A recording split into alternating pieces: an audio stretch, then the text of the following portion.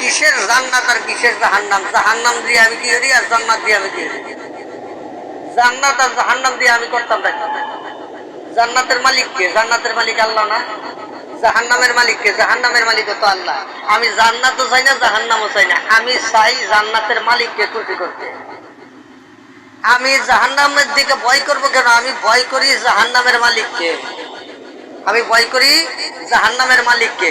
আমি জাহান্নামের ভয়ে আমল করি না এবং জান্নাতের লোভে আমল করি না। যারা মূলত বলে যে নামাজ তো জান্নাতের চাবি, ওই হারামজাদারা চাবির পিছেই থাকবো, জান্নাত আর পাবে না। কারণ লোভ লালসা নিয়ে যারা আল্লাহর আমল বন্দিগি করবে, ইবাদত বন্দিগি করবে, তার ইবাদত বন্দিগির দ্বারা কোনো সময় সে মানে আল্লাহর নৈকট্য লাভ করতে পারবে না। কেন পারবে না?